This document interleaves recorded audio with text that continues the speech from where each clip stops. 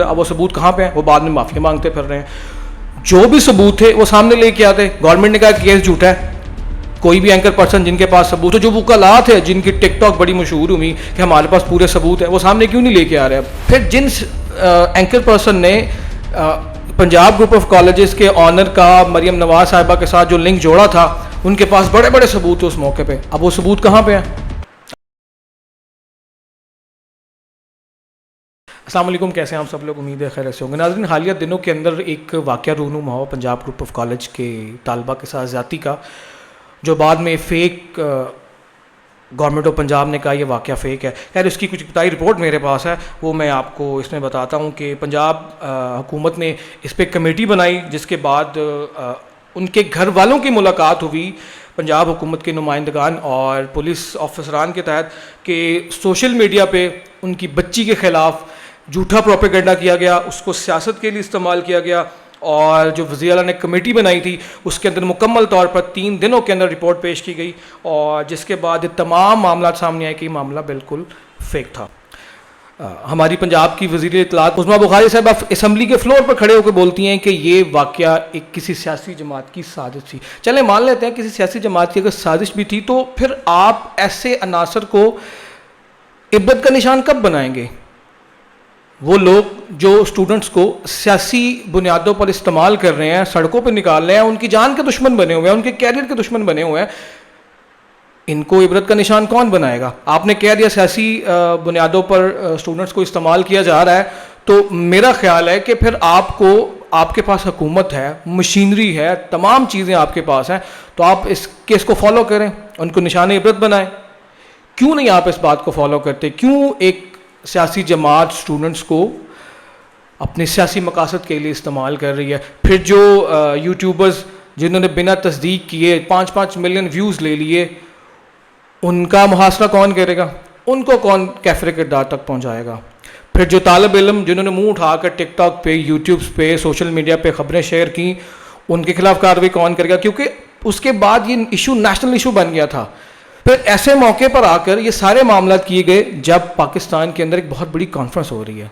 ایسے موقع پہ آ کر آپ اتنا بڑا بلنڈر مارتے ہیں, اور پھر آپ کہتے ہیں جی کہ ہم کوشش کر رہے ہیں اس کیس کو فالو کرنے کی. اب آپ کا بنتا ہے کہ آپ اس کیس کو فالو کریں, آپ اس کے تمام عناصر کو لوگوں کے سامنے لے کے آئیں, آپ ان تمام عناصر کو کیفر کردار تک پہنچائیں.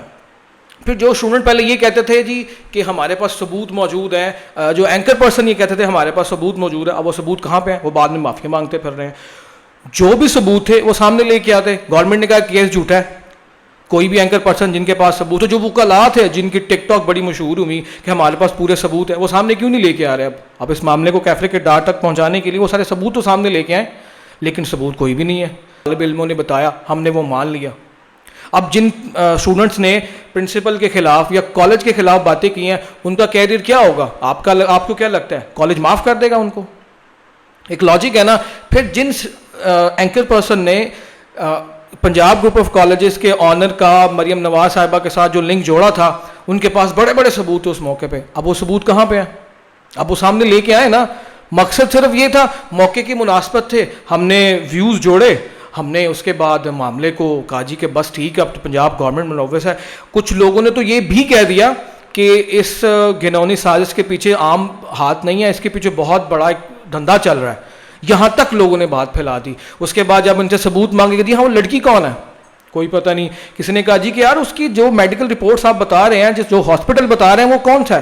جس ہاسپٹل کا وہ نام لیتے ہیں اس ہاسپٹل میں تو وہ کیس ہی نہیں ہوتا, نہ ہی اس طرح کی کوئی لڑکی اس کیس کے ریلیونٹ آئی ہے. جو ہماری اے ایس پی مہر بانو ہے, انہوں نے بھی اس بات کی تصدیق کی. پھر آپ لوگوں کی وجہ سے اس بیچاری لڑکی کے گھر والوں پہ کیا کیفیت ہوگی, کہ ان کی عزت دنیا میں کیسی ہوگی. بس آپ لوگوں کو یہ چاہیے کہ کوئی نہ کوئی ہنگامہ ہوتا رہے, سیاست کے طور پر ہم ان اسٹوڈنٹس کو استعمال کریں, اس کے بعد کوئی آپ کے پیچھے بھی نہیں آئے گا, کوئی آپ کو پوچھے گا بھی نہیں. تو میری پنجاب گورنمنٹ سے ریکویسٹ ہے کہ میڈم آپ نے اب اسمبلی کے فلور پر یہ بات کی ہے نا, تو آپ اس کو پروو کر کے دکھائیں, اور آپ ان سب کرداروں کو کیفر کردار تک پہنچائیں. کل کو کوئی دوبارہ ایسا واقعہ رونما ہو جائے, اور جو اینکر پرسن جو بڑے توپ بن کے کہہ رہے تھے ہمارے پاس یہ ثبوت ہے, ہمارے پاس یہ ثبوت ہے, جی مریم نواز صاحبہ کا یہ رشتہ ہوگا رشتہ, لیکن اس میں کالج کے آنر کا کیا قصور تھا؟ پھر دوسری بات یہ، انہوں نے ایک سٹوری یہ گھڑی کہ گارڈ نے اور اس کے ڈرائیور نے بلایا اس کو کہ جی آپ سے فیس کی بات کرنی ہے. آپ کی عقل اس بات کو نہیں سمجھتی کہ پنجاب کالج کے جو ڈرائیورز ہیں وہ فیس کی بات اسٹوڈنٹ سے کر ہی نہیں سکتے. وہ تو ان کا معاملہ ڈائریکٹ کالج کے ساتھ ہوتا ہے، کالج کو فیس پے کرتے ہیں. کبھی ایسا ہوا ہے کہ پنجاب کالج والے ڈرائیور کہیں جی کہ آئے ہم نے فیس کی بات کرنی ہے؟ پھر نہ کوئی سی سی ٹی وی فوٹیج ملی، نہ کوئی بچی کی کوئی تصویریں سامنے آئی.